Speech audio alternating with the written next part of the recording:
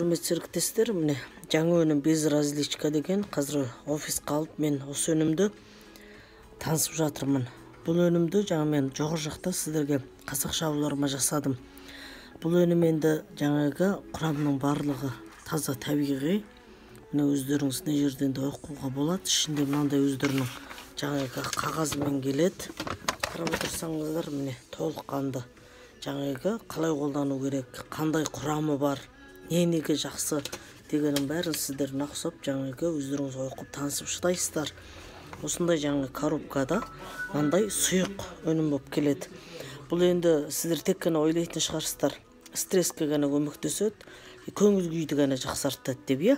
Шын мәніне келгенде бұл жаңағы сіздердің депрессиядан шығарып отырып, адамның жаңағы жүрек қан тамырларына келген өзгерістерді жалпысы мына жаңағы осы қанның кесірінен болып қан қоюланғанда жүрекке бір өте үлкен салмақтар түсе бастайды. Соның барлығына да емдік әсерін жақсы беріп, қан қысымы жоғары көтеріліп тұратын адамдарға, жалпысы қан қысым тұрақсыз адамдарға да жақсы емдік әсерін береді. Сосын кейін жақсы адам ұйықтап демалуына көмек береді.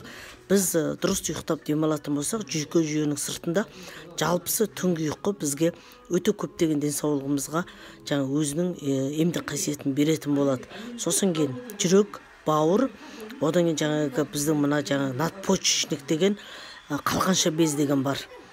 Асқазан, осыларға да өте жақсы жаңағы түнгі ұйқыда демалдыру арқылы ертеңде осы жаңа біздің жүрегіміз, бауырымыз, осы біздің жаңа асқазанымыз, осы біздің жаңағы мына қалқанша без дегендер өзінің қызметін ертеңде жақсы атқаратын болса, онда көптеген жағдайда әйел адамдардың жаңағы мысалы климакс болып жатқан жағдайда, жалпысы басқа да ауру сырқауларға душар болып шыққанда, бастап жатқанда, немесе өзі сол ауру сырқаудың қанша уақыт созылмалы болып кеткен білмей жүрген кісілер болса, соларға өте жақсы емдік әсерін береді.